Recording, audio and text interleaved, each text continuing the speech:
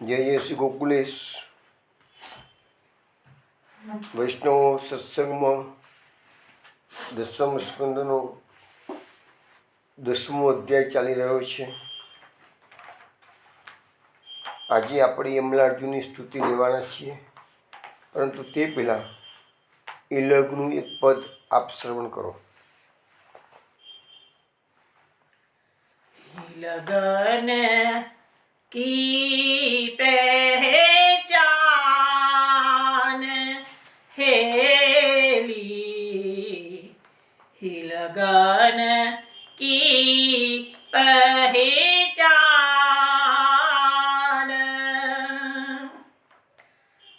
ही लगन की पहचान हेली, ही लगन की पहचान, जा पे ही लगा ही में होती, तो कहा करे कुल कान हेली, ही लगन की पहचान,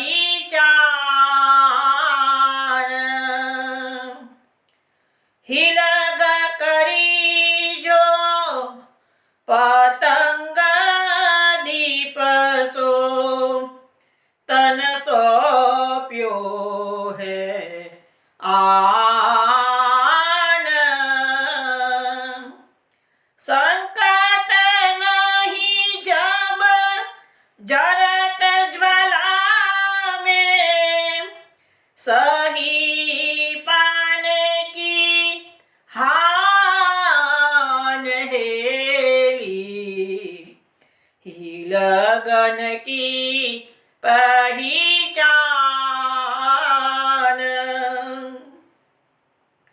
ही लगा करी जू चकोर चंद सो, पावत चुगत जान,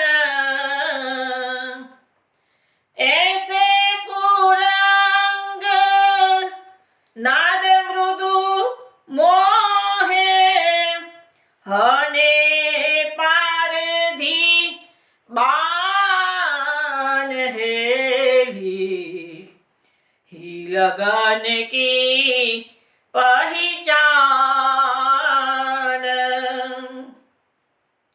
ही लगन ही सो बंद सबे तज, मधुप कमल हित जान, ऐसी ही लगन लाल गिरिधर सो, सूरदास पहचान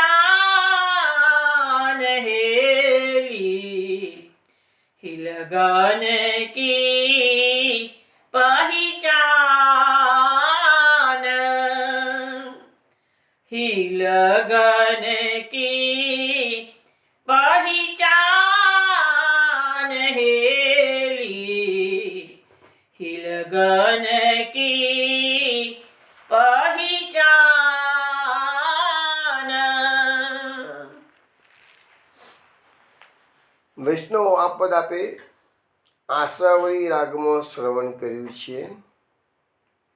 સુરદાસજી આ પદમાં હિલગની ઓળખાણ આપે છે। હિલગ એટલે શું? આપણે વચમાં વાત થઈ ગઈ હતી। હિલગ એટલે વ્યથા, પણ કઈ વ્યથા? દુનિયાની વ્યથા નથી, આ પ્રેમની વ્યથા છે। કયો પ્રેમ? કૃષ્ણનો પ્રેમ, ગોપીજનોનો કૃષ્ણ સાથેનો જે પ્રેમ છે, એમાં ગોપીજનોની જે વ્યથા છે એ હિલગના પદોમાં વર્ણવવામાં આવે છે। એ આપણે ઘણા પદો અત્યાર સુધીમાં જોયા છે। અને પુષ્ટિ માર્ગમાં આ દિવસમાં હિલગના પદો ગવાતા હોય છે. તો હિલગ એટલે પ્રેમની વ્યથા. કોઈ જગ્યાએ એવું પણ વર્ણન કર્યું હતું, હિલગ એટલે બે બિંદુને જોડતી રેખા. બે બિંદુ કયા? ભક્ત એક બિંદુ પર ભક્ત છે, બીજા બિંદુ પર ભગવાન છે. એક બિંદુ પર ગોપી છે, બીજા બિંદુ પર કૃષ્ણ છે. તો એ ભક્ત અને ભગવાનનો, ગોપી અને કૃષ્ણનો સંબંધ છે એ પ્રેમની દોરીથી બંધાયેલો છે. એટલે પ્રેમની જે દોરી છે એનું નામ જ આ હિલગ. હવે અહીંયા આપણને સમજાવવામાં આવે છે કે હિલગની પહેચાન, સુરદાસજી આ પદમાં હિલગ એટલે પ્રેમની વ્યથાની પહેચાન, તમારામાં કૃષ્ણ માટેનો પ્રેમ થયો કે નથી થતો એની આપણને પહેચાન કરવા માટેનું આ કીર્તન ઘણું આપણને શિખામણ આપે છે. દરેક જણાએ પોતપોતાના લાઈફની અંદર આ વસ્તુ આપણે ખરેખર આ લેવલે કે આ વસ્તુ આપણે એપ્લિકેબલ થઈ શકે કે નહીં એ વિચારવાનું. તો જો પે હિલગ યે મેં હોતી તો કહા કરે કુલકાન. પહેલી એની લક્ષણ આપ્યું હિલગનું, પ્રેમની વ્યથાનું, કે જો તમારા હૃદયમાં કૃષ્ણ માટેનો પ્રેમ હોય તો પછી તમારા કુળની મર્યાદા કે સમાજની મર્યાદાની ચિંતા કરવાની જરૂર રહેતી જ નથી. કહે છે ને કે માણસ પ્રેમ કો આંધળો છે કે છે. તો આંધળો પ્રેમ જે લોકો કરતા હોય, ઇવન તમે દુનિયાના પ્રેમની વાત કરો ને તો પણ દુનિયામાં લોકો લાજ શરમને નેવે મૂકી દે છે જે લોકો પ્રેમ કરતા હોય બધા. તો આ તો કૃષ્ણનો પ્રેમ છે, ગોપીજનોનો કૃષ્ણ સાથેનો પ્રેમ છે. એટલે ગોપીજનોએ પણ કુલની મર્યાદાનો ત્યાગ કર્યો છે. હવે કે છે કે એક્ઝામ્પલ આપીને સમજાવવામાં આવે છે કે ભાઈ આ પ્રેમ કેવો હોવો જોઈએ, કૃષ્ણ સાથેનો પ્રેમ કેવો હોવો જોઈએ. તો કહે છે કે હિલગ કરી જો પતંગ દીપસો તન સોંપ્યો હે આન. જો પતંગિયું એ દીપક સાથે પ્રેમ કરે છે, દીપકનો જે પ્રકાશ છે એમાં એ કૂદી પડે છે અને તન સોંપ્યો હે આન એટલે પોતાનું શરીર એને સમર્પણ કરી દે છે. એ કેમ? તો પ્રેમ છે ને હિલગ્ન એને દીપકને પતંગને દીપક સાથે પ્રેમ છે. એવો શું કહે છે?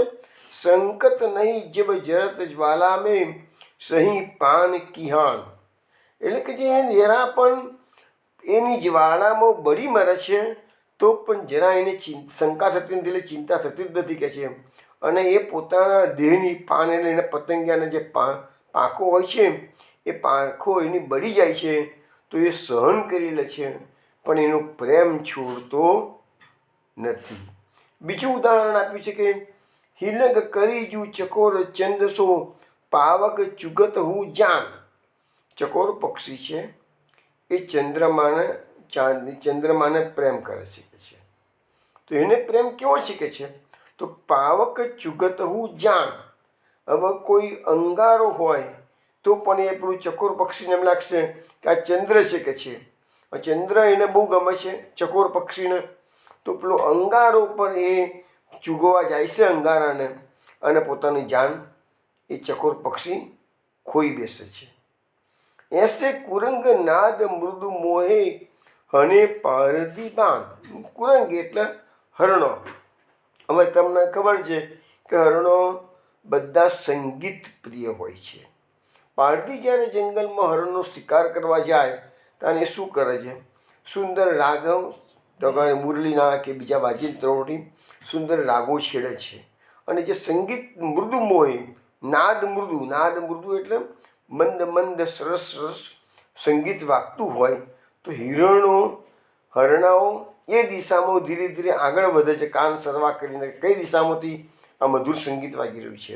અને જ્યાંથી સંગીત આવી રહ્યું તો આગળ જાય ત્યાં પેલો પારધી છુપાઈ અને એને બાણ મારી નાખે છે. તો એ સંગીતના પ્રેમના કારણે હરણો પોતાનું જાન ગુમાવી દે છે. તો કહે છે કે હિલગન હી સો બંધ સબે તજ મધુપ કમલ હિત જાન. અને આવો જ પ્રેમ કોણ કરે છે? તો ભમરો કમલના પુષ્પને એટલો પ્રેમ કરે છે કે કમલના પુષ્પની પાંખડીઓ ખીલેલી હોય અને ભમરો રસ છૂટવા જાય અને ત્યાં તો એને ખ્યાલ નથી આવતો કે હવે સૂર્યાસ્ત થવાની તૈયારી છે, અને જેવો સૂર્યાસ્ત થયો કમળની પાંખડીઓ બીંડાઈ જાય છે, ભમરો અંદર ફસાઈ જાય છે અને છેવટે એને મરવાનો વારો આવે છે. તો એ કે જે કમલના રસના છૂટવા માટેના પ્રેમના કારણે એ પણ પોતાની જાન ગુમાવી દે છે કે છે. તો આ બધા ઉદાહરણો સુરદાસજી આપીને કહે છે, એસી હવે આવો પ્રેમ એસી લગ લાલ ગિરધરસો સુરદાસ પહેચાન. તમે જે કૃષ્ણ સાથે પ્રેમ કર્યો છે કે નથી કર્યો એની પહેચાન સુરદાસ કહે છે, આવી હિલગ તમારે ગિરધરલાલ સાથે થવી જોઈએ. આવો પ્રેમ તમારે કૃષ્ણ સાથે થવો જોઈએ અને એ તમારી પહેચાન છે કે તમારો આપણે કહીએ આપણે ભક્તિ કરીએ છીએ પણ આપણી ભક્તિ સાચી છે ખોટી છે કેવી છે એ તમને આ બધા ટેસ્ટ અહીંયા સુરદાસજી આપણને ઉદાહરણો આપીને સમજાવ્યું છે કે મરી ફીટવાની તૈયારી હોય તો જ એ કૃષ્ણ સાથે પ્રેમ કરી શકે છે. પણ સંસારમાં બી રહેવું છે, સંસારનું સુખ બી ભોગવવું છે અને કૃષ્ણનો પ્રેમ પ્રાપ્ત કરવો છે, તો બે એકસાથે શક્ય જ નથી. એટલે મોટાભાગના લોકો દૂધમાં અને દહીંમાં પગ રાખતા હોય છે અને એના કારણે શું થાય છે કે જે ભક્તિનો જે આનંદ મળવો જોઈએ એ ફલરૂપ એ ભક્તિ કે સેવા એ ફલરૂપ થતી નથી. તો વૈષ્ણવ હવે આપણે સત્સંગમાં આગળ વધીએ. ગયા અઠવાડિયે આપણે જોયું કે બંને વૃક્ષો તૂટી પડ્યા, એમાંથી બે દેવપુરુષો બહાર પ્રગટ થયા અને શ્રી કૃષ્ણની સ્તુતિ શરૂ કરવાની છે આજે. હવે એના માટેના જે ભાવ અમુક મહાત્માએ પ્રદર્શિત કર્યા છે એ તમને રજૂ કરું છું.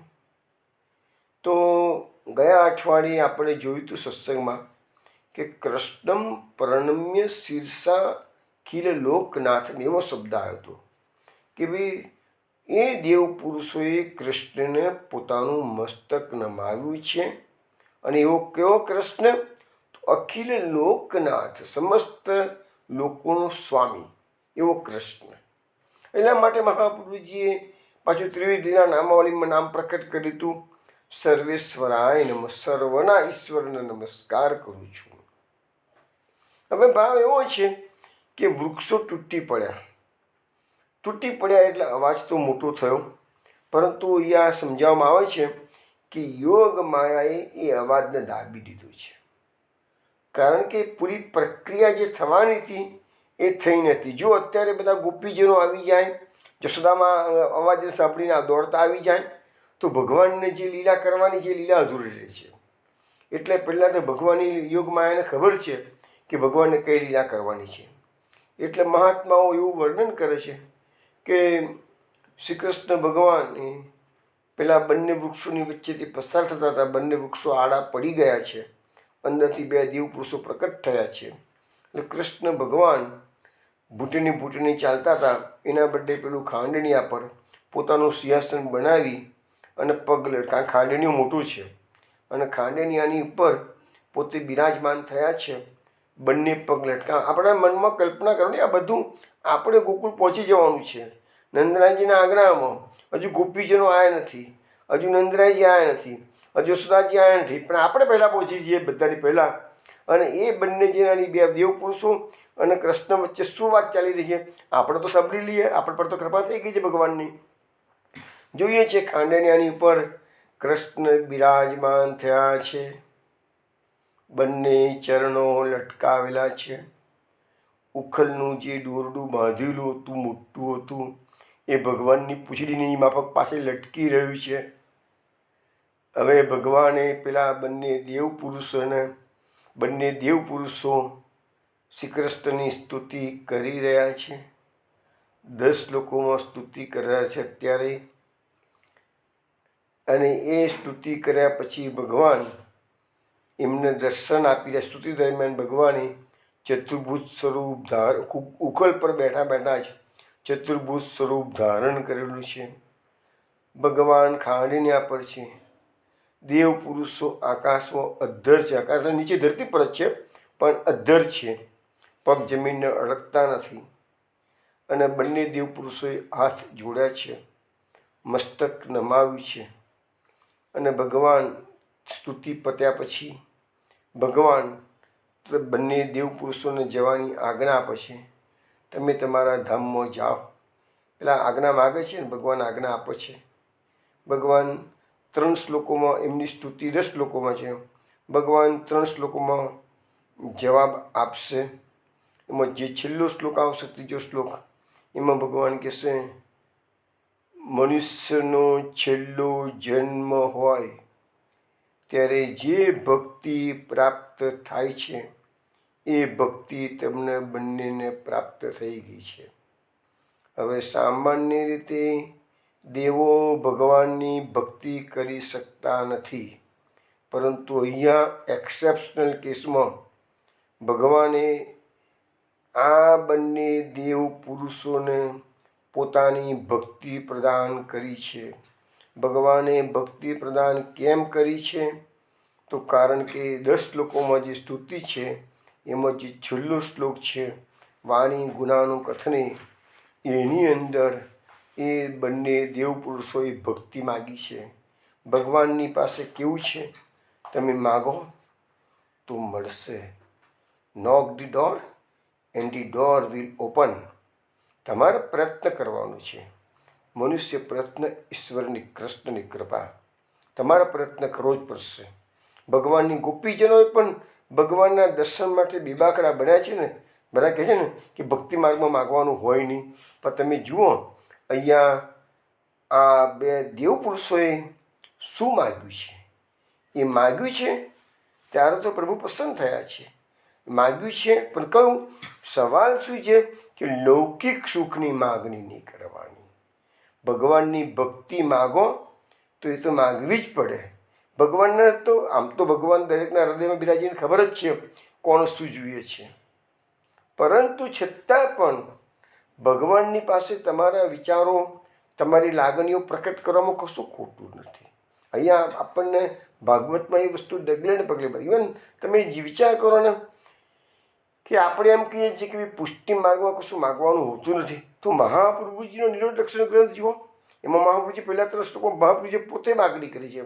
મહાપ્રભુજી બધું છે યચ્ચ દુઃખમ યશોદાયા નંદાદિનામ ચ ગોકુલે ગોપિકાનામ તદ દુઃખમ સ્યાન મમ ક્વચિત ગોકુલે ગોપિકાનામ તું સર્વેષામ વ્રજવાસિનામ યસ્સુખમ સંબુદ્ધન્મે ભગવાન કિમ વિદાસતી ઉદ્ધવાગમને જાત ઉત્સવ સુમણથા વંદ્રાવને ગોકુલેવા તથા મે મનસી ક્વચિત. મહાપ્રભુજી સ્વયં ભગવાનની પાસે વ્રજવાસીઓનું, ગોકુલવાસીઓનું, જશોદાજીનું, નંદરાયજીનું જે દુઃખ પડ્યું છે એ દુઃખ માગ્યું છે. વ્રજવાસીઓને, ગોપિકાઓને જે સુખ મળ્યું છે એ સુખ માગ્યું છે. ઉદ્ધવજી વ્રજમાં પધાર્યા ત્યારે જે મહાન ઉત્સવ થયો હતો એ મહાન ઉત્સવ પ્રભુ ક્યારેક મારા મનમાં પણ થાવ, તો મહાપ્રભુજી પણ માગે છે. એટલે અલૌકિક માગણી, કૃષ્ણ પ્રેમની માગણી ખોટને તમે જુઓ. ગોપી ગીતમાં પ્રભુ પધારો, પ્રભુ પધારો, સખે દર્શય સન્નિધિમ. રાસપંચે બોલ્યો સખે દર્શય સન્નિધિમ. એ પ્રભુ અમારા નજીકમાં પ્રગટ થાઓ, સન્નિધિમાં પ્રગટ થાઓ, દર્શન આપો. તો એ જ વસ્તુ આ યમલાર્જુન બંને જેના કુબેરના પુત્રો અત્યારે તો યમલાર્જુનમાંથી મુક્ત થઈ ગયા છે. અને એ સ્તુતિ થાય, ભગવાન એમને જવાની આજ્ઞા આપે, એ બધા જતા રહ્યા અને પેલા ઝાડ પડી ગયા. પછી આ બનાવ બન્યો છે અને પછી અવાજ આવ્યો છે. વિચાર કરો, ભગવાનની જે માયા શક્તિ જે કામ કરે છે એ પછી ગોપીજનો જશોદાજી નંદરાજીમાં દોડતા આવ્યા છે. જો વચ્ચે દોડતા આવી જાય તો પાછો આ બધી સ્તુતિને બધા પ્રોબ્લેમ ઊભા થાય. એટલે યોગ માયાએ એ અવાજને રોકી દીધો છે અને અવાજને થોડી વાર માટે કીધું ઉભો રહે, એમનો મારા પ્રભુનું કામ પતવા દે, પછી તું તારું કામ કરજે કે છે.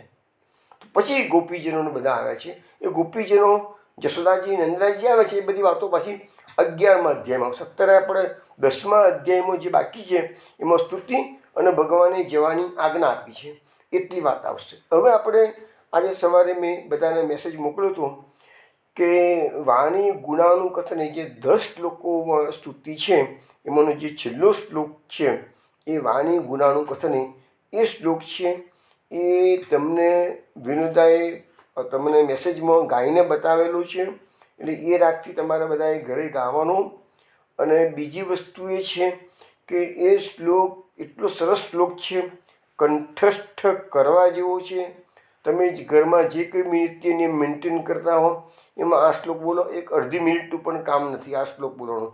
અને પહેલા દિવસે કદાચ તમને અઘરું પડશે, પણ તમે ધીરે ધીરે પ્રેક્ટિસ કરશો ને બહુ સુંદર શ્લોક છે. એટલે હું તમને આગ્રહ કરું છું વૈષ્ણવો કે આ શ્લોક તમે તમારા નિત્યનેમમાં લઈ લો. એટલું ધ્યાન રાખવાનું કે આ બધા શ્લોકો ભાગવતના સિદ્ધ મંત્રો કહેવાય છે.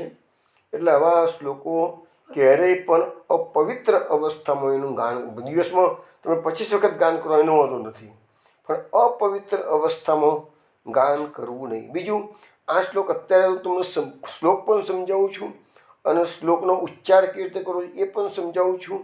પરંતુ એની જે સુબોધિની વગેરે છે ને એ હું તમને જ્યારે આપણે અત્યારે એનું આજે નથી લેતો, એ તમને લગભગ કદાચ કાલે આવશે સુબોધિનીજીની. પણ એના ભાવ ત્યારે જ્યારે સમજાવીશ ને ત્યારે તમને ખ્યાલ આવશે આ શ્લોકની કેટલી અગત્યતા આપણા પુષ્ટિ માર્ગમાં છે. અત્યારે પહેલાં વિનોદા ગાન કરે છે, તમે સાથે તમારા ઘરમાં પણ ગાન કરો. અને ગાન કરી રહ્યા પછી હું તમને છૂટું પાડીને બોલાવું એ પ્રકારે તમે તમારા ઘરમાં મોટેથી બોલી શકો છો.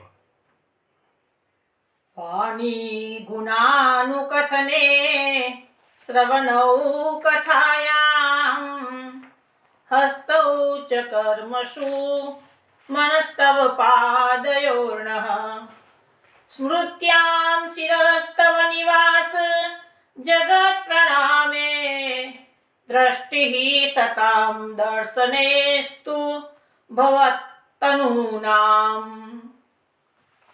આ શ્લોકનો અર્થ તમે પહેલાં સમજી લો, પછી સુબોધિનીજી પછી લઈશું, પાછળથી લઈશું. પણ આ શ્લોકનો એવો છે કે અહીંયા બંને કુબેર પુત્રો ભગવાનની 5 ઇન્દ્રિયો અને 6ઠું મન અને 6 વસ્તુથી ભક્તિ છે. પુષ્ટિ માર્ગમાં પણ આ જ વસ્તુ છે કે આપણને ભગવાનની સર્વ અંગોથી ભક્તિ કરવાની છે. એક ભક્તિ નહીં ચાલે, સંપૂર્ણ ભક્તિ. સંપૂર્ણ ભક્તિ કોને કહેવાય એ આ શ્લોક આપણને શીખવાડે છે. સામાન્ય રીતે આપણે એવું માનીએ છીએ મન, વચન અને કર્મ. સામાન્ય રીતે આપણે આવું માનીએ કે મન, વચન અને કર્મથી ભક્તિ કરવી. પણ અહીંયા જે શરીરમાંથી શરીરના જે આપણા અંગો ભગવાને આપણને આપેલા છે એ બધાથી કેવી રીતે ભક્તિ કરવી એની વાત અહીંયા આપણને આવે છે. એમાં મન તો આવી જ જાય છે, મન, વચન અને કર્મ. તો વાણી એ વચન થઈ ગયું, મન અંદર આવશે જ, અને કર્મ એટલે ભગવાનનું કોઈ પણ ક્રિયા કરવાની એ બધી કર્મ થઈ ગઈ. ભગવાનના નિમિત્તનું કોઈ પણ કર્મ કરો એ કર્મ થયું. તો હવે અહીંયા અર્થ એવો થાય છે કે હે પ્રભુ, અમારી વાણી આપનાનું ગુનાનું વાદમાં. તો વાણી જે છે ને એ આપણી વાણી દુનિયાની વાતો ન કરવી જોઈએ અને કેવલ કૃષ્ણનું કીર્તન કે કૃષ્ણની જ કથા કરવી જોઈએ. કાન આપણી કથા સાંભળે. આપણા કાન દુનિયાદારીની વાતો સાંભળવા માટે ભગવાને નથી આપ્યા. આપણા કાન કેવળ કૃષ્ણ કથા માટે આપેલા છે. હાથ આપની સેવામાં. આપણા હાથનો ઉપયોગ આપણે કેવું કરવાનો છે તો કૃષ્ણ સેવામાં સતત. કૃષ્ણનું નાનું મોટું કોઈ પણ કાયું નથી કે સેવામાં તમે મંગળા કે શૃંગાર કે રાજભોગ કરે એ સેવા. સેવા એટલે કૃષ્ણનું કોઈ પણ કાર્ય એ સેવા છે. કૃષ્ણનું કોઈ પણ પ્રકારનું કાર્ય કરતા હોય એ સેવા કહેવાય. મન આપના ચરણારવિંદના સ્મરણમાં. ભગવાનનું જે મન આપણને આપેલું છે એ મન સતત શ્રી કૃષ્ણનું સ્મરણ કરતું રહેવું જોઈએ. સ્મરણ કેવી રીતે કરાય આપણે સુબોધિનીજી વખતે એની ચર્ચા કરીશું કે સ્મરણ ભગવાનનું આપણે કેવી રીતે કરવું. પછી શીશ આપણે ભગવાન આપણને મસ્તક આપ્યું છે એ સતત આપણે નમસ્કાર કરવાના, વંદન કરવાના, પ્રણામ કરવાના એવો છે. અને દ્રષ્ટિ આપણો નજર ક્યાં જેવી જોઈએ તો સત્પુરુષોના દર્શનમાં. એ સંત પુરુષોના દર્શન એટલે શું? તો એ જ ભગવાનનું સ્વરૂપ આપણી સમક્ષ ન હોય તો આ પૃથ્વી પર જે સંત પુરુષો છે, પણ કેવા સંત પુરુષો કે જેને ભગવત પ્રાપ્તિ કરેલી છે એવા સંત પુરુષોનું તમે જો દર્શન કરો તો ભગવાન એ સંત પુરુષોના રૂપે જ તમને દર્શન આપે છે એવું આપણને કહેવામાં આવ્યું છે. તો આ 6 રીતેની ભક્તિ આપણને આ શ્લોકમાં બતાવવામાં આવી છે. હવે હું આ શ્લોકના દરેક શ્લોકના 4 ચરણ હોય અને એક ચરણનું પણ હું અડધો ટુકડો કરી અને તમને બોલાવું એમ તમારે બોલવાનું. તમે પહેલાં દિવસે કદાચ જો કે શ્લોક એકદમ ઇઝી છે, એવો અઘરો છે જ નહીં, પણ કદાચ તમને તકલીફ પડે તો 2, 4, 5 વખત પ્રેક્ટિસ કરશો ને તમારે. અત્યારે હું તમને શીખવાડું છું, પછી પ્રેક્ટિસ કરશો ને તો તમને શ્લોક કંઠસ્થ પણ થઈ જશે અને તમને ઇઝી લાગશે, એકદમ ઇઝી લાગશે. હું બોલાવું છું એ પ્રકારે તમે બધા બોલો. વાણી ગુણાનુકથને વાણી ગુણાનુકથને શ્રવણૌ કથાયામ શ્રવણૌ કથાયામ હસ્તૌ ચ કર્મસુ હસ્તૌ ચ કર્મસુ મનસ્તવ પાદયોર્નઃ મનસ્તવ પાદયોર્નઃ સ્મૃત્યામ શિરસ્તવ નિવાસ સ્મૃત્યામ શિરસ્તવ નિવાસ જગત પ્રણામે જગત પ્રણામે દ્રષ્ટિ સતામ દર્શનિસ્તુ દ્રષ્ટિ સતામ દર્શનેસ્તુ ભવત્તનૂનામ. ભવત્તનૂનામ. આઈ થિંક વૈષ્ણવ આવતે છૂટું પાડીને 8 ટુકડા, એક શ્લોકના મેં 8 ટુકડા કર્યા છે. 8 ટુકડા કરીને તમને બોલાવે છે. અત્યારે તમને આટલું શીખવાડ્યું છે. તમે બાકી સત્સંગ હવે આપણે આગળ વધારીએ છીએ. કાલે આ શ્લોકનું હું ફરીથી તમને આવી રીતે પ્રેક્ટિસ કરાવીશ. પણ તમે કાલે સત્સંગમાં આપણે શરૂ કરીએ એની પહેલાં તમે થોડોક પ્રયત્ન ઘરે કરજો, તો આજે જેટલી તમારી ગ્રીપ પકડાઈ છે એના કરતાં કાલે વધારે ગ્રીપ પકડાશે. 2 દિવસ સુધી આપણે આ શ્લોકનો આ રીતે જ ટુકડો પાડી લઈશું. અત્યારે વિનોદા બોલી એની સાથે આઈ થિંક કે તમે બધાએ ઘરમાં મોટેથી ઉચ્ચાર, મોટેથી મનમાં નહીં બોલો, મોટેથી બોલશો ને તો જલ્દી તમારા જીભ પર આવી જશે. મનમાં બોલશો તો જીભને ટેવ નહીં પડે.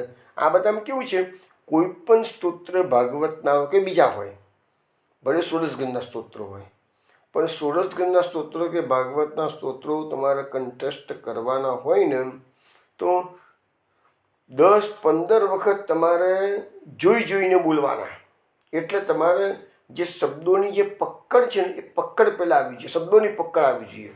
તમે એ શબ્દોથી પરિચિત થઈ જવા જોઈએ અને પછી તમારે ગોખોન પટ્ટી કરશો ને 10-15 વખત જોઈને બોલો અને પછી તમે એક શ્લોક ગોખીને તૈયાર કરો ને તો તમને આખું સ્તોત્ર મોડે આ એકદમ ઇઝી રસ્તો મેં તમને બતાવ્યો.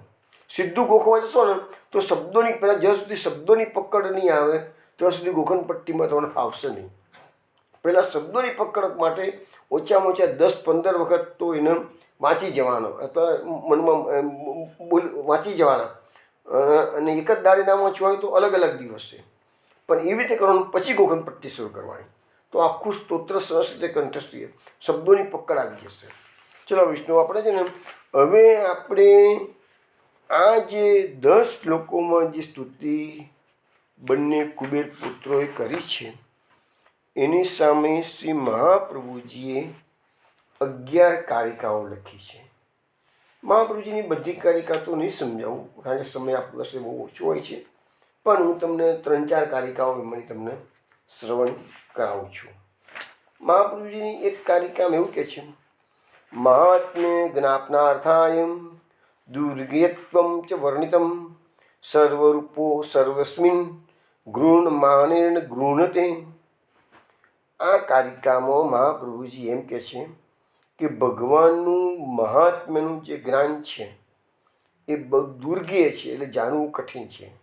ભગવાનનું મહાત્મ્ય જાણવાનું ઘણું કઠિન છે એવું મહાપ્રભુજી આપણને સમજાવે છે. ભગવાનનું સ્વરૂપ પણ કઠિન છે, ભગવાનનું જ્ઞાન પણ કઠિન છે. ભગવાન કેવો છે એ તો તમે વિચાર કરો કે અત્યાર સુધીમાં અનેક મહાપુરુષો થઈ ગયા, અનેક પ્રકારના શાસ્ત્રોનું નિર્માણ કર્યું છે અને જે વેદો આપણા આદિ કહેવાય છે એ વેદોએ પણ કૃષ્ણના સ્વરૂપનું વર્ણન કરી શક્યા નથી, ખાલી નીતિ કરીને અટકી ગયા છે. તો એ ભગવાનનું જે તત્વ છે દુર્ગેય છે, જાણવાનું ઘણું કઠિન છે. હવે છતાંય આપણને મહાપ્રભુજી શું કહે છે? સર્વરૂપોથી સર્વસ્વી. ભગવાન સર્વરૂપ છે અને સર્વમાં છે. ગૃહ માને ને ગૃહતે, સર્વ પદાર્થોને ગ્રહણ કરવા છતાં આખું દુનિયા જે બનાવી છે ભગવાને બનાવી છે. અને આ જગત એ જ કૃષ્ણ. કૃષ્ણ અને જગતમાં કોઈ ભેદ નથી. તમે જગતને ગ્રહણ કરી શકો છો પણ કૃષ્ણને ગ્રહણ કરી શકતા નથી. કૃષ્ણનું સ્વરૂપ છે જગત, તો પણ હવે એ સ્વરૂપ કૃષ્ણનું છે એટલે મહાપ્રભુજીએ ત્રિવિધ લાવાવલીમાં નામ આપ્યું છે સર્વાય નમઃ.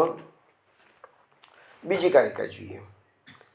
ભક્તિ સિદ્ધે તુ યજ્ઞાનમ શ્લોકે ષષ્ઠે નિરૂપ્યતે અન્યથા ભાવ શંકાયામ વ્યાતુર્તર્થ ભવાન પરહમ. એટલે અહીંયા એમ સમજાવે છે કે ભક્તિ સિદ્ધ થાય એ માટે જ્ઞાનની આવશ્યકતા છે. હવે આપણને 10 શ્લોકોમાંથી અલગ અલગ શ્લોકોમાં અલગ અલગ કારિકાઓનો ભાવ છે. મેં તો ખાલી 3-4 જ કારિકા લઉં છું. પણ લખ્યું છે કે અન્યથા ભાવ એટલે કે શ્રી કૃષ્ણ ભગવાન નથી પણ સામાન્ય મનુષ્ય, એવી શંકાનું નિવારણ પણ આ સ્તુતિમાં જણાવવામાં આવે છે કે એ દેવ પુરુષોને ખબર છે કે આ સામે ઉખલ પર બિરાજમાન છે એ જગતનો નાથ છે. એટલે એ પ્રકારની સ્તુતિ એમને કરેલી છે. એ કોઈ સામાન્ય બાળક આપણને દેખાય, સામાન્ય ભૂટીને ખેંચાતું ઘસાતું જતું હોય, કોઈ સામાન્ય બાળક નથી. એમને ખ્યાલ આવી ગયો છે એટલે કે છે કે અન્યથા ભાવ આપણે કૃષ્ણમાં ક્યારે પણ અન્યથા ભાવ લાવવો નહીં. પછી ભક્તિ જે આપણે આ વાણી ગુણાની કશું ને હમણાં આપણે શ્લોક જોયો ને એમાં મહાપ્રભુજી બતાવે છે કે ષડગુણ ભક્તિ. એક શ્લોકમાં જે ભક્તિની માગણી બંને દેવપુત્રોએ કરી છે એ કેવી ભક્તિ? ષડગુણા એટલે આપણા શરીરના 5 અંગો અને 1 મન એમ 6 રીતે ભક્તિ માગી છે, માટે એને ષડગુણા ભક્તિ કીધી છે. મહાપ્રભુજી એક કારિકામાં લખે છે ભક્તૈ સૈવ સાકાર્યા પરીક્ષેણૈવ સિદ્ધ્યતિ ગુપ્તો રસસ્તદુદ્બુદ્ધો રસ્તામ યાતિ નાન્યથા. મહાપ્રભુજી સમજાવે છે કે આ 6 ગુણવાળી ભક્તિ ભક્તોના સત્સંગમાં કરવાથી જ સિદ્ધ થશે. હવે જો અહીંયા આપણને સત્સંગનો મહિમા સમજાવવામાં આવ્યો છે. ભક્તિ સિદ્ધ કરવા માટે સત્સંગ આ કળિયુગની અંદર બહુ જ મુખ્ય સાધન બતાવવામાં આવ્યું છે. લખ્યું છે કે ભક્તોના સત્સંગમાંથી જ તમારો ભક્તિ સિદ્ધ થશે. હવે આ પ્રમાણે ભક્તિ કરવાથી જ ગુપ્ત રસ જાગૃત થાય છે. હવે જો શબ્દ આવ્યો છે રસ, અહીંયા મહાપ્રભુજીએ ગુપ્ત રસ શબ્દનો પ્રયોગ કર્યો છે. રસ પાછું કેવો? ગુપ્ત રસ. એટલા માટે તો શું કહે છે આપણા કીર્તનમાં પ્રકટ કિયે રસ જાય. આપણને આ માર્ગ કેવો છે? અનુભૂતિનો માર્ગ છે. કૃષ્ણની સાચી ભક્તિ કરનારને ભગવાન પોષણ આપવા માટે કંઈક ને કંઈક એને અવનવા અનુભૂતિ કરાવતો જ હોય છે. અને કરાવે એટલે એને પોષણ મળે.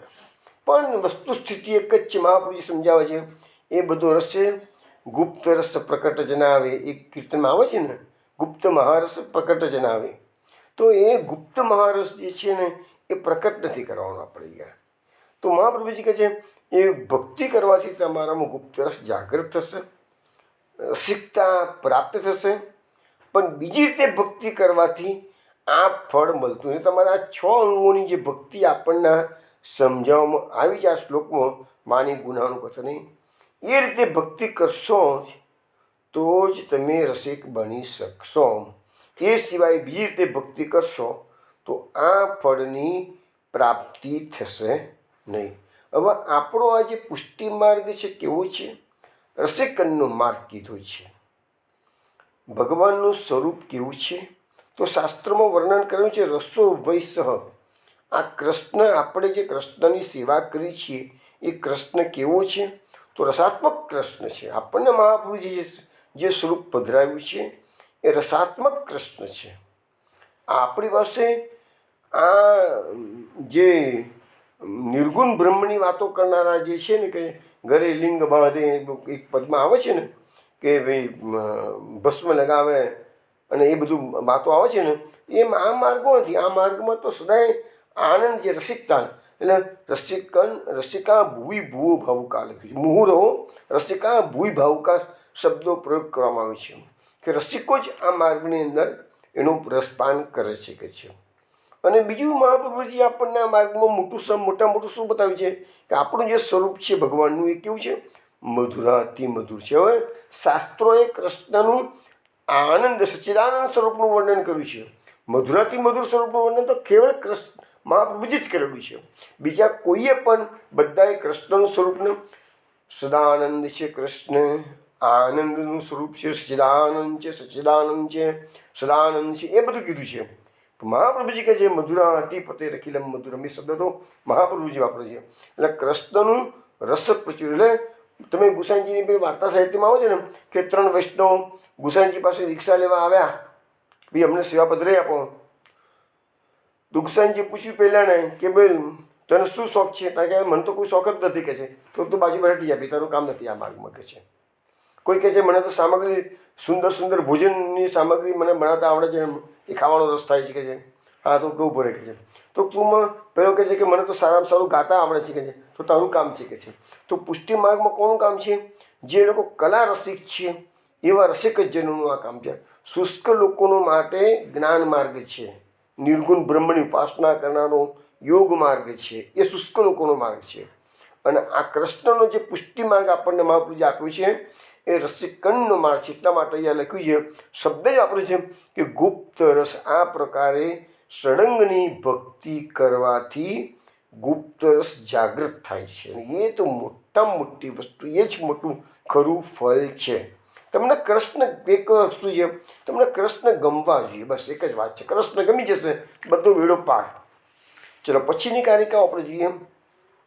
ગુણ પ્રધાન ભાવત્વમ એકત્ર વિરુદ્ધતે અતોત્ર ભગવાન લીલામ સ્વયં કર્તુમ સમુદ્યત સ્વસ્યવ રસ ભોગાર્થમ પરાર્થમ વ્યક્તિ નિર્ણય તાભ્યામ વિમોચનમ નૈવ શક્યમ પક્ષદ્વયેપી. આ 2 કારિકા હું બોલ્યો છું. અહીંયા આપણને સમજાવવામાં આવે છે કે ભગવાનની લીલા 2 પ્રકારની છે. એક ભગવાનની લીલામાં ભક્તોની પ્રધાનતા છે અને બીજી કેટલીક ભગવાનની લીલાઓમાં ભગવાનની પ્રધાનતા છે. હવે ભગવાન તો અત્યારે ગોકુળમાં છે. ગોકુળમાં જે પધાર્યા છે એ ગોકુળ લીલાની અંદર તો ભક્તોની પ્રાધાન્યતા છે. કારણ કે અહીંયા તો કૃષ્ણને વ્રજભક્તો જેમ નચવાય એમ નચવું જ પડે છે. એટલે પ્રધાનતા કોની અહીં? જશોદામાં બંધે છે તો બંધ જેવું પડ્યું છે. ગોપીઓ કહે છે થોડા માખણ માટે તું નાચ, તો નાચવું પડે છે. તો અહીંયા ભક્તોની પ્રધાનતા છે, ભગવાનની પ્રધાનતા વ્રજમાં નથી. નો ડાઉટ ભગવાન મુખ્ય છે, છતાં પણ ભગવાનને એમના ભક્તોને રસદાન કરવા માટે ભક્તોની ફરમાઈશ પર એમને અનુકૂળ થઈને કાર્ય કરવું પડે છે. અહીંયા આ બધી લીલાઓમાં ભક્તો મુખ્ય, ભગવાન ગૌણ. હવે કહે છે કે હવે નલકુબર અને મણિગ્રીવ બંને વૃક્ષોની યોનિમાં વર્ષો સુધી પડી રહ્યા. ભગવાનના પ્રાકટ્યથી માંડીને અત્યાર સુધીમાં 28 વિનાના ભગવાન થયા ત્યાં સુધીની બધી લીલાના દર્શન બંને વૃક્ષોને થયા. કારણ કે એની સ્મૃતિ જાગૃત હતી. જો વૃક્ષોની યોનિમાં પણ એમની સ્મૃતિ જતી રહેલી નથી. કારણ કે એ નારદજીનું વરદાન હતું ને, નારદજીએ શાપ આપેલો સાથે વરદાન પણ આપેલું હતું. એ વરદાનના કારણે એની સ્મૃતિ જાગૃત હતી. એમને ખબર છે કે આ કૃષ્ણ જે આજ્ઞામાં ખીલી રહ્યો છે એ કૃષ્ણ એ પૂર્ણ પુરુષોત્તમનો અવતાર છે, પ્રાકટ્ય છે, એમને ખબર છે. પણ એ નળકુબર અને મણિગ્રીવ આ લીલામાં સહભાગી થઈ શકાય નથી. કારણ કે દેવોનું કોઈ સ્થાન વ્રજ લીલામાં છે જ નહીં. વ્રજ દેવોનું સ્થાન ક્યાં છે? દ્વારકા લીલામાં છે, અહીંયા નથી. એટલે નળકુમાર અને મણિગ્રીવ વૃક્ષમાંથી જેવા બહાર પ્રકટ થયા કે તરત જ પોતાના લોકોમાં જવા માટે રજા માગી દીધી. સ્તુતિ કરી છે પણ રજા માગી. એમ નથી કીધું પ્રભુ અમારા તમારા ધામમાં રહેવાની થોડી પરમિશન આપો, અમારે પણ અહીંયા રહેવું છે. તમે વસ્તુ વિચાર કરો, મહાભારતના યુદ્ધમાં પહેલો દિવસ હતો, પેલો બર્બરીક ગતો છોકરો બર્બરીક આવ્યો છે. તો બર્બરીકે કીધું પાંડવોને, તમે શું કાંઈ ચિંતા કરો છો? એક બાણ મારી પાસે એવી શક્તિ છે કે એક જ બાણથી કે બધાને સપાચટ કરી નાખીશ કે છે. આ યુદ્ધની લડવાની આટલી બધી અક્ષોની સેનાઓને ભેગી કરવાની જરૂરત નથી કે છે, હું પૂરું કરી નાખીશ કે છે. એટલે એને કંઈક પોતાનો પરચો બતાવ્યો છે. લોબી છે, હું ટૂંકામાં કહું છું. એટલે કૃષ્ણ ભગવાનને ના ગમ્યું. કે કેમ? ભગવાનને જાણે કે ભાઈ દ્રૌપદીની પ્રતિજ્ઞાનું શું, અર્જુનની પ્રતિજ્ઞાનું શું, ભીમની પ્રતિજ્ઞાનું શું, બધા પોતપોતાની પ્રતિજ્ઞાઓ લઈને બેસી ગયા છે. અને આ તો એક જ દાડામાં યુદ્ધ પૂરું કરી નાખે એટલી શક્તિ એને આપેલી હતી. એટલે ભગવાન એનો શિરચ્છેદ કરી નાખ્યો, મારી નાખ્યો. બર્બરીકને મારી નાખ્યો. બર્બરીક મરી ગયો તો પણ એનું ધડ બોલે છે ભગવાન, એનું મસ્તક બોલે છે ભગવાનને. છૂટું પાડી દીધું ધડથી મસ્તક બોલે છે કે પ્રભુ તમે મને ભલે મારી નાખ્યો કે છે, પણ મારી તો ઈચ્છા હતી આ યુદ્ધ જોવાની કે છે.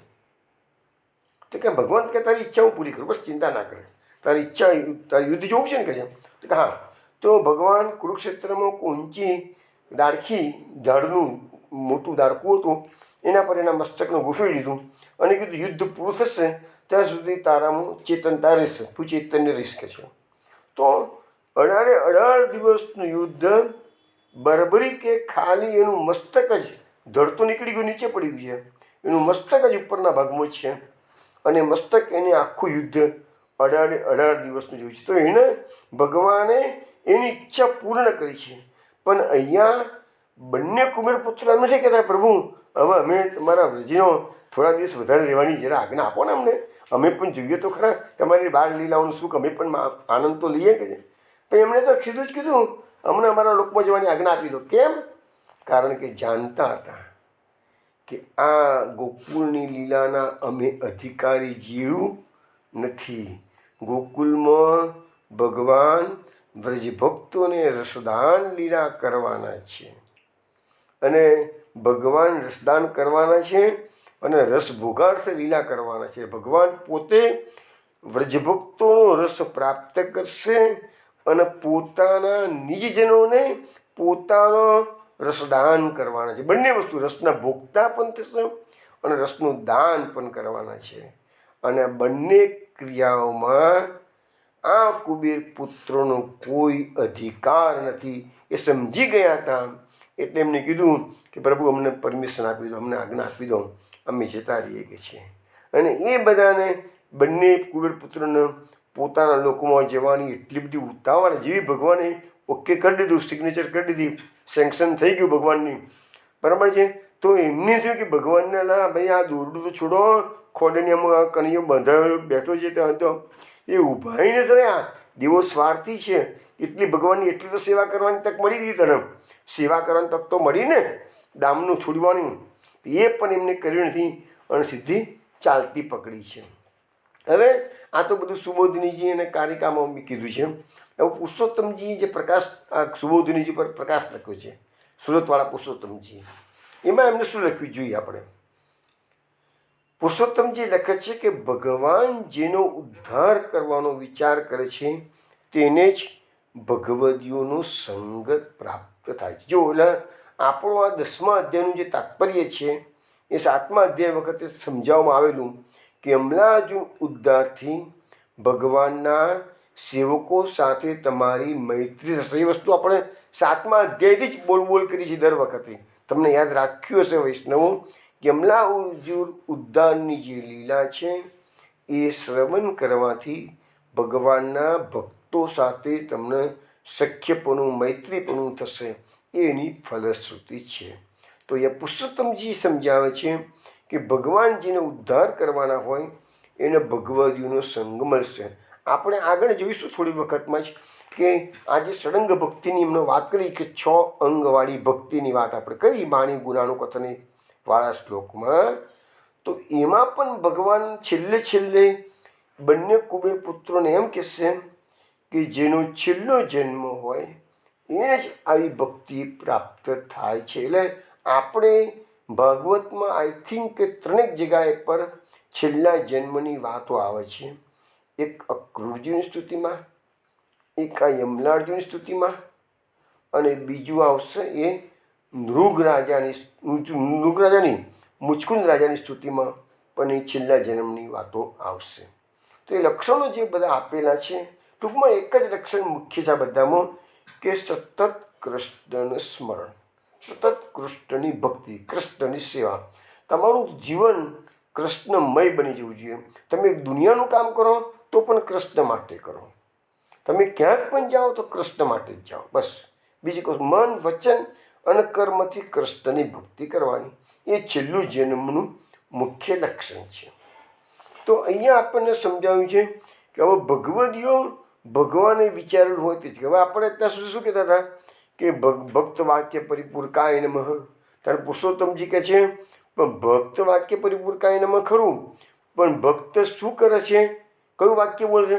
જે ભગવાને નક્કી કર્યું હોય એ જ વાક્ય ભક્ત બોલે. એટલે ભગવાન ભક્તને ક્રેડિટ આપે છે, પણ ભક્ત જે બોલે છે એ ભગવાનની પ્રેરણાથી બોલે છે. એટલે નારદજીએ જે શાપ આપ્યો, એ ભલે નારદજીએ શાપ આપ્યો, પણ સારજીએ પણ ભગવાનની પ્રેરણાથી જ શાપ આપ્યો. નારદજીએ ભગવાનની પ્રેરણાથી જ એને આશીર્વાદ આપ્યા. નારદજીએ ભગવાનની પ્રેરણાથી જ એને વરદાન આપ્યું છે. જે વસ્તુ કંઈ કહ્યું છે નારદજીએ એ બધું ભગવાનની પ્રેરણાથી કહ્યું છે, એવું આપણને પુરુષોત્તમજી સમજાવે છે. ભગવદીઓના અનુગ્રહથી ભગવાનનું સાનિધ્ય પ્રાપ્ત કરવાની યોગ્યતા આવે છે. એટલે આપણા તો વૈષ્ણવોનો જે મહિમા ગવાય છે એનું મુખ્ય કારણ આ જ છે કે તમારા પર ડાયરેક્ટલી ભગવાનની કૃપા ન થાય, પણ સત્સંગના માધ્યમથી ભગવદીઓની, એટલે કે દાસાનો દાસ શબ્દ વાપર્યો છે. એમનો એક શબ્દ આપણે આ સ્તુતિ જોઈશું ને, એમાં એક શબ્દ આવશે, તવાનુચર કિંકરો, એવો શબ્દ આવશે. તો તમારા અનુચરનો પણ કિંકર, કિંકર એટલે દાસ, અનુચર એટલે સેવક. તો એ કુબેરપુત્રો ભગવાનને કહે છે, ભગવાન હું તો તમારા સેવકનો પણ દાસ થઈશ. આપણે કહીએ છીએ ને દાસાનું દાસ, આપણે ખાલી લખવા ખાતર બોલતા હોઈએ દાસાનું દાસ, બાકી આપણે દાસના પણ દાસ થવા માટે લાયકાત ધરાવતા નથી. લખવા ખાતર લખી દઈએ છીએ, પણ જરૂર પડે તો દાસને શું બધાને સામે બાજુ ચડાવ ઊભા થઈ જઈએ આપણે. દાસાનું દાસ હોય એ તો નોકર હોય તો કેટલો નંબર થઈને રહેતો હોય. દાસાનું દાસનો અર્થ શું થયો? દાસાનું દાસનો અર્થ થાય કે તમારે ટોટલી નમ્રતા બતાવવાની છે, દીનતા બતાવવાની છે. પુષ્ટિ માર્ગના પાયામાં દીનતા છે. જ્યાં અહંકાર આવ્યો તો માની લેજો એ પુષ્ટિ માર્ગ છે જ નહીં. વારંવાર સમજાવી ચૂક્યો છું, અહંકાર અને આસક્તિ આ બે બહુ મોટા દોષો છે. જ્યાં સુધી આ બંનેમાંથી એક પણ વસ્તુ હશે ને ત્યાં સુધી ભગવત કૃપાનો અનુભવ તમે નહીં કરી શકો. અહીંયા લખ્યું છે કે ભગવદીઓના અનુગ્રહથી ભગવાનનું સાનિધ્ય પ્રાપ્ત કરવાની યોગ્યતા આવે છે, અને પછી ભગવદીઓના દાસ થવાથી ભગવાનના ભજનની પ્રાપ્તિ થાય છે, અને ભગવત ભજનના અધિકારવાળાને ભગવાને નક્કી કરેલ ભક્તિનું ફળ પ્રાપ્ત થાય છે. એટલે હવે જે ભગવાને નક્કી કરેલી ભક્તિ એટલે શું છે કે જે વ્યક્તિને આજે આપણે 6 પ્રકારની ભક્તિની વાત આમનું આપણે કરી છે, હજુ કરવાના જ છીએ. તો સળંગ ભક્તિ બધામાં બધી ભક્તિ કદાચ ના પણ શક્ય બને, કરવી જોઈએ પણ ના શક્ય બને. કોઈકની કથા શ્રવણમાં જ રસ હોય, કેટલાકની કીર્તનમાં જ રસ હોય છે. તો જેની જે પ્રકારની કેપેસિટી હોય કે જેનું જે પ્રકારનું વરણ, કેપેસિટી કરતાં વરણ શબ્દ યોગ્ય છે, જે પ્રકારનું વર્ણન ભગવાન, પણ ગમે તે હોય. એટલે મહાપુરુષ આપણને સમજાવજો શું છે, સેવાયામ વા કથાયામ વા યસ્યા શક્તિ નિધા ભવેત યાવત જીવમ તસ્નાસો ન ક્વાપી ઇતિ મતિર્મમ. મહાપ્રભુજી તો કહે છે સેવામાં કે કથામાં, અથવા તો સેવામાં અને કથામાં બંનેમાં જેની આસક્તિ દૃઢ થઈ ગયેલી છે એનો ક્યારેય પણ નાશ થતો નથી, મહાપ્રભુજી કહે છે. એટલે ગમે તે એક પર કૃષ્ણ પરાયણ તમારે બની જવું પડે. તો વૈષ્ણવ અહીંયા મેં થોડી કારિકાઓ સમજાવી છે. હવે આપણે બંને કુબેર પુત્રોની જે સ્તુતિ છે 10 શ્લોકોની, એમાં આપણે ટૂંકું જરા જોઈ લઈએ. ખાલી પેલું જે વાણી ગુનાનું કથન છે ને એ થોડું હું વધારે સુબુદ્ધિની લઈશ, અને બાકીને બધું તમને એકદમ ટૂંકું નિરૂપણ કરું છું. તો એમાં લખ્યું છે કે પહેલો શ્લોક લઈએ આપણે. કૃષ્ણ કૃષ્ણ મહાયોગીન ત્વમ આદ્ય પુરુષ પર વ્યક્તાવ્યક્તમિદમ વિશ્વમ રૂપમ તે બ્રહ્મનો વિદુઃ. એનો અર્થ એવો થાય છે કે હે કૃષ્ણ, હે કૃષ્ણ, હે મહાયોગી, આપ જ આદ્ય પુરુષ અને પર છો. વ્યક્ત અને અવ્યક્ત આ વિશ્વ આપનું રૂપ છે. અને એમ જ્ઞાનીજનો એમ પ્રકારે વધે છે, એટલે મેં બોલે છે કે એટલે જે મહાપુરુષો છે, જ્ઞાનીઓ છે, બુદ્ધિશાળી લોકો છે, એ કહે છે કે આ વિશ્વ જે છે એ ભગવાનનું એક રૂપ છે. આની અંદર અમે ભગવાનને આદ્ય કીધા છે, પુરુષોત્તમ કીધા છે. પર પુરુષો પર એટલે પુરુષોત્તમ છે. આદ્ય છે, અનાદિ છે. ભગવાનની કોઈ ઉત્પત્તિ નથી. ભલે આપણે જન્મ બતાવીએ છીએ, પરંતુ ભગવાનનો કોઈ જન્મ નથી. ભગવાન અજન્મ છે. એ તો એક નાટક છે. જન્મ લેવો એ ભગવાન માટે એક નાટક છે. તો અહીંયા કૃષ્ણ બે વખત શબ્દનો પ્રયોગ કેમ કર્યો છે? તો મહાપ્રભુજી સુબોધનીજીમાં સમજાવે છે કે કૃષ્ણ એટલે સદાનંદ. તો ભગવાનના બે શબ્દ વખત કૃષ્ણ કેમ બોલ્યા છે? તો ભગવાનનું નામ પણ સદાનંદ છે અને ભગવાનનું સ્વરૂપ પણ સદાનંદ છે. એટલે નામ અને રૂપ બંને સદાનંદ હોવાથી અહીંયા કૃષ્ણનો પ્રયોગ કરવામાં આવ્યો છે. મહાયોગી શબ્દનો પ્રયોગ કેમ કર્યો છે? તો ભગવાનને ઉત્તરાયણની સ્તુતિ આપણે જોઈ હતી પ્રથમ સ્કંદમાં, પાહી મહાયોગી. એમાં ઉત્તરાય પણ મહાયોગી શબ્દનો પ્રયોગ કર્યો છે. તે પહેલાંમાં પાહી હતું, અહીંયા કૃષ્ણ છે. કેમ આવો ફરક છે? તો પાહી એટલે રક્ષણ કરો. એ વખતે ઉત્તરા મુશ્કેલીમાં મુકાઈ ગઈ હતી. એના ગર્ભને બાળી નાખવા માટે અશ્વત્થામાનું બ્રહ્માસ્ત્ર આવી રહ્યું હતું. એટલે એ વખતે ઉત્તરાને રક્ષણની જરૂર હતી. એટલે એને કહ્યું, દુઃખી થઈ ગયેલી હતી. એટલે એને કીધું પાહી મહાયોગી શબ્દનો પ્રયોગ એને પણ કર્યો છે. અહીંયા બંને કુબેર પુત્રો પણ મહાયોગી શબ્દનો પ્રયોગ કેમ કર્યો? તો યોગી કોને કહેવાય? જે સિદ્ધિઓનો સ્વામી થઈ ગયેલો હોય, સિદ્ધિઓ એના ત્યાં આળોતતી હોય, બધી સિદ્ધિઓ. યોગી લોકો જે યોગીઓ છે હિમાલયમાં આજે પણ છે, અનેક સિદ્ધિઓના જાણકાર હોય છે. તો ભગવાન તો એ બધા યોગીઓના પણ યોગી છે. ગીતાની અંદર ભગવાન માટે શબ્દનો પ્રયોગ કર્યો છે, યત્ર યોગેશ્વરો કૃષ્ણ. હેલો, હા, કોણ? હમણાં ફોન મૂકી દે. કૃષ્ણ મહાયોગી. તો મહાયોગી એટલે યોગીઓના પણ યોગી. યોગી કોને કહેવાય? જો સિદ્ધ પુરુષો છે એ. તો ભગવાન તો બધા સિદ્ધોના પણ સ્વામી છે. જેટલી સિદ્ધિઓ છે એ બધી ભગવાનમાંથી જ પ્રગટ થયેલી છે. ગીતામાં પણ કીધું છે યત્ર યોગેશ્વરો કૃષ્ણ. યોગેશ્વરો કૃષ્ણ તો યોગીઓના પણ ઈશ્વર કીધા. 18મા અધ્યાયમાં કીધું છે. 11મા અધ્યાયમાં ગીતામાં ભગવાનને મહાયોગેશ્વર પણ કીધેલા છે. અર્જુને જ્યારે ભગવાનનું વિશ્વરૂપ જોયું તને ગભરાઈ ગયો, તેને ભગવાનને સંબોધન કર્યું છે. સંજયે સંબોધન કર્યું છે મહાયોગેશ્વર. તો ભગવાન માટે બધા ઘણા શબ્દોનો પ્રયોગ કરે છે. ટૂંકમાં જેટલા દુનિયામાં યોગીઓ છે અને જેટલા પ્રકારના પણ યોગ છે એ બધાના સ્વામી શ્રી કૃષ્ણ છે. માટે શબ્દનો પ્રયોગ કર્યો છે મહાયોગી. ઉત્તરા દુઃખી હતી એટલે પાહી કીધું છે. જ્યારે અહીંયા આ લોકોનો દુઃખમાંથી છુટકારો થયો છે એટલે પાહી નથી કીધું, પણ કૃષ્ણ કીધું છે. કૃષ્ણ તમે તમને છુટકારો કરાયો. 100 દિવ્ય વર્ષોથી કષ્ટ ભોગવીને હતા બંને કુબેર પુત્રો. એટલે એમનો ઉત્તરાયણ કષ્ટમાંથી મુક્તિ જોઈએ છે. આ લોકોને કષ્ટમાંથી મુક્તિ મળી ગઈ છે. પણ બંને જણાએ ભગવાનને મહાયોગી શબ્દનો પ્રયોગ કર્યો છે. તો આદ્ય એટલે અનાદિ છે ભગવાન. એનો કોઈ જન્મ નથી. પુરુષ પર એટલે પુરુષોત્તમ છે. વ્યક્તમિદમ વિશ્વમ. ભગવાન આ વિશ્વરૂપ છે. જે વ્યક્ત વિશ્વ છે, આ વિશ્વ જે વ્યક્ત છે અને અવ્યક્ત છે. અવ્યક્ત એટલે કહ્યું જે દેખાય છે એ વ્યક્ત. કાળથી લઈને ઘાસના તણખલા સુધી જે વિશ્વ આખું તમને દેખાય છે એ બધું વ્યક્ત છે. પણ કાળ જે છે એ અવ્યક્ત છે. એ કાળ તમને દેખાતો નથી. પરમાણુઓ આખું વિશ્વમાં બધી જગ્યાએ પરમાણુઓ છે, પણ પરમાણુઓ તમને દેખાતા નથી. આખું સ્થૂળ સ્વરૂપ દેખાય છે, એમાં જે સૂક્ષ્મ છે એ તમને દેખાતું નથી. એટલે અવ્યક્ત વિશ્વ તમને દેખાતું નથી અને વ્યક્ત વિશ્વ તમને દેખાય છે.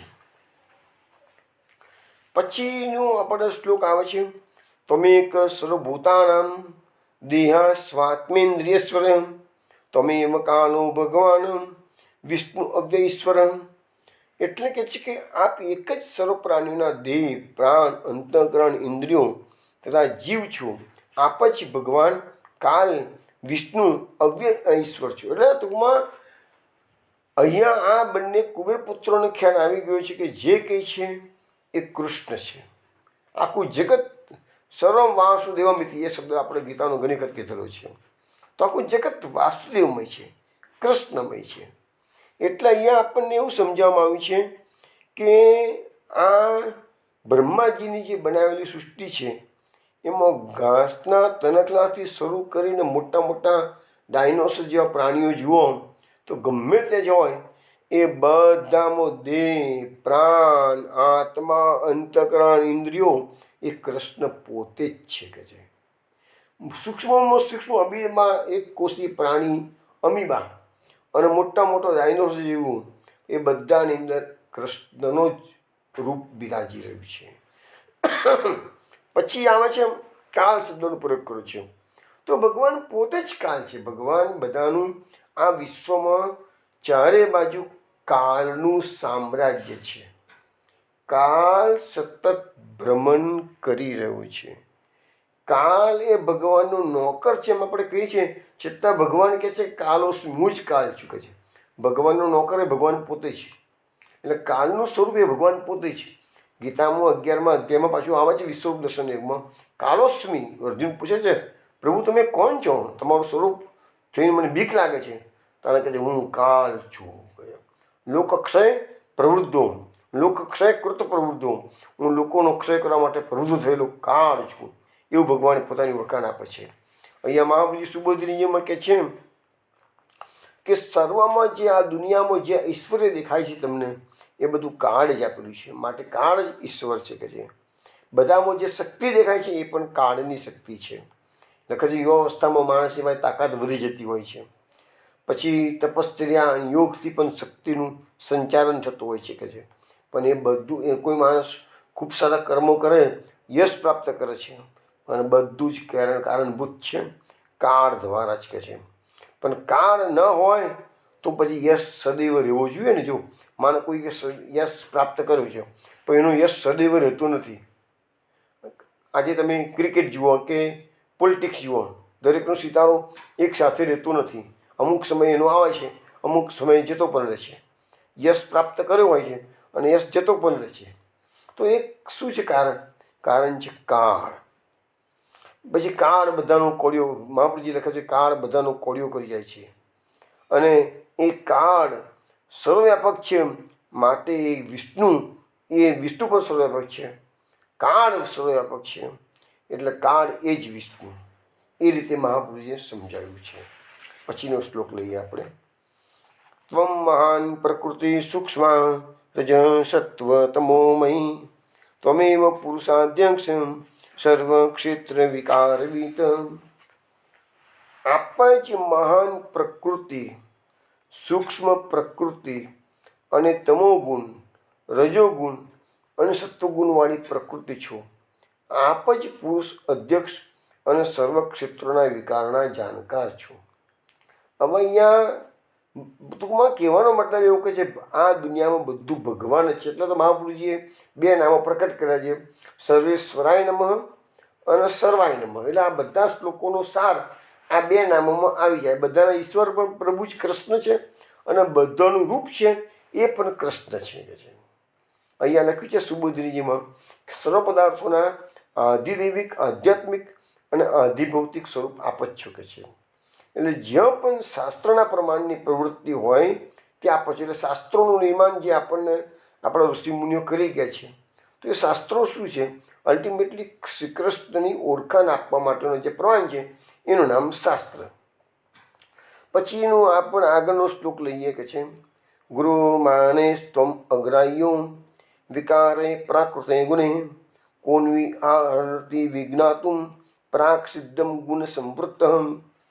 ઇન્દ્રિયોથી જાણી શકાય એવા પદાર્થોના વિકારોથી અથવા તો પદાર્થના ગુણો કે પદાર્થો જાણવાથી આપણે જાણી શકાતા નથી. એટલે દુનિયામાં તમે કશી આખી દુનિયાભરનું જ્ઞાન પ્રાપ્ત કરો તો પણ પ્રભુને તમે જાણી શકતા નથી. કેમ? તો ગુણોથી આવૃત એવા આપણે અમારી પહેલાંના સિદ્ધ પુરુષો પણ જાણી શક્યા નથી.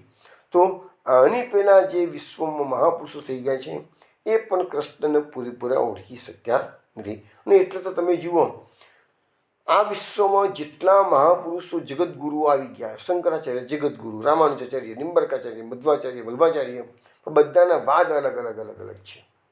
હજુ ઈશ્વર તત્વ એક જ છે. અને મહાપુરુષો બધા એમ કહેવાય છે કે આ બધા મહાપુરુષો પ્રભુનો અવતાર જ છે. આ બધા મહાપુરુષો જેટલા નામ મળ્યું, શંકર ભગવાન, એટલો શંકર ભગવાનના અંશોમાંથી શંકરાચાર્યનું પ્રાકટ્ય થયું, તો બાકીના બધા વિષ્ણુના જ અવતારો છે. તો પણ બધાના વાદ અલગ અલગ પડે છે, હકીકત છે ને. તો એટલા માટે કે કહેવાનો મતલબ એવો છે કે એ બધા મહાપુરુષો એક સાચા છે અને બીજા ખોટા છે એવું કહેવાય છે, એ એવું કહેવાની આપણી તાકાત નથી. પરંતુ ભગવાન એ મહાપુરુષોને જે પ્રકારનું પોતાનું સ્વરૂપ દર્શાવ્યું હોય એવી થિયરી એ મહાપુરુષોએ પ્રકટ કરેલી. બસ કહેવાનો મતલબ આટલો છે. હવે દુનિયામાં બધું ગ્રહણ કરી શકાય પણ ભગવાનને ગ્રહણ કરી શકાતા નથી. ભગવાનનું સ્વરૂપ, દુનિયાના બધા સ્વરૂપ ભગવાન જ આ દુનિયામાં બધું બની રહ્યા છે. તો પણ કહે છે કે ભલે ભગવાન જ આ દુનિયામાં બધું બની ગયા છે, આ દેખાય જગત તમને બધું ચર અચર જગત દેખાય છે બધું ભગવાન પોતે જ છે કે છે. એ બધી વસ્તુ તમે જાણી શકો છો, પરંતુ તમે એ કૃષ્ણનું સ્વરૂપ છે પણ એ કૃષ્ણને ઓળખી શકતા નથી. પછી લખે છે કે તસ્મૈ તુભ્યમ ભગવતે વાસુદેવાય વેદસે આત્મધૂતે ગુણશ્છિન્ન મહિમને બ્રહ્મણે નમઃ. હવે કહે છે સ્વયં પ્રકાશિત ગુણોથી જેમનો મહિમા ઢંકાયેલો છે એવા આ વાસુદેવ ભગવાન વેદસ બ્રહ્મ છો અને આપણે નમસ્કાર કરીએ છીએ. એવા શું કહે છે અહીંયા કે ભગવાન પોતાના જ ગુણોથી પોતે ઢંકાઈ ગયેલા છે. એટલે ઉદાહરણ મહાપુરુષજી સુબોધિનીજીમાં એવું આપ્યું છે કે જેમ વાદળાઓ સૂર્યનો તડકો તપ એટલે પાણીનું બાષ્પીભવન થઈને વાદળા બને છે, બરાબર છે. પણ એ જ વાદળ જે સૂર્યના કારણે બને છે એ જ વાદળ પાછા સૂર્યને ઢાંકી દે છે. એવી રીતે ભગવાનથી જ આ ગુણો પ્રકટ થયા છે પણ એ જ ગુણો પાછા ભગવાનને ઢાંકી દે છે. એટલે ભગવાન અને ભક્તની વચ્ચે જે પડદો પડી જાય છે એ જ આ ગુણો. એ ભગવાનનું સ્વરૂપ કેવું છે? નિર્ગુણ છે. પણ આપણને ખબર પડતી નથી કારણ કે વચ્ચે ગુણો બધા આવી ગયા, પડદો બાંધી દીધો છે ગુણો. તો એ પ્રકારે અહીંયા એનો ભગવાનનો મહિમા બતાવ્યો છે. કે છે મહાપ્રભુજી એમ પણ કહે છે કે ભગવાનના જ્ઞાનના ગુણથી જ ભગવાન. હવે ભગવાનનું જ્ઞાન પ્રાપ્ત થવું હોય તો ભગવાનના ગુણોનું જે જ્ઞાન પ્રાપ્ત કરવાનું તો ભગવાનનું જ્ઞાન તમને થાય કે છે. અને ભગવાનની લખ્યું છે કે ભગવાનનું જ્ઞાન ન થયું હોય તો પણ ભગવાન પોતાના પ્રમેય જીવને સંસારમાંથી મુક્તિ આપે છે. હવે ભગવાનને ભક્તિ જે પ્રમેય બલથી ભક્તિ આપે તો જ સંસારમાંથી મુક્તિ મળે છે એવું કહેવામાં આવે છે મહાપુરુષજી. એટલે ભગવાનના ગુણોથી જ્ઞાન થાય અને એ જ્ઞાનથી તમને ભક્તિ મળે. પણ લખ્યું છે કે કદાચ તમારામાં જ્ઞાનનું ના હોય તો પણ ભક્તિની જે પ્રમેયથી ભગવાન ભક્તિ આપે છે તેનાથી સંસારમાંથી મુક્તિ મળે છે. તો વૈષ્ણવ અપાય સમય અહીંયા થઈ ગયેલો છે. હવે આવતીકાલ રાત્રે 8 વાગે આપણે મળીશું. તેના આગળનો જે શ્લોક છે 34 નંબરનો શ્લોક, એનાથી જે સ્તુતિના થોડા શ્લોકો જ બાકી છે પણ કાલે સ્તુતિ આપણી પૂરી થઈ જશે. અને કાલે પણ પેલો જે શ્લોક છે વાણી ગુનાનું કથન વાળો એનું ગાન આપણે કાલે સમજાવીશું ફરતી. આજે જે પ્રકારે બોલાવ્યું હતું એ પ્રકારે કાલે ફરતી બોલાવીશ. પણ તમે બધા ઘરે પ્રેક્ટિસ કરશો ને તો જલ્દી ગ્રીપ પકડી જશે. ચલો વિષ્ણુ, કાલે મળીશું. જય જય શ્રી ગોકુલેશ.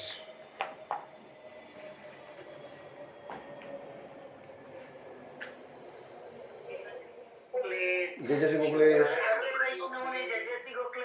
જય જય શ્રી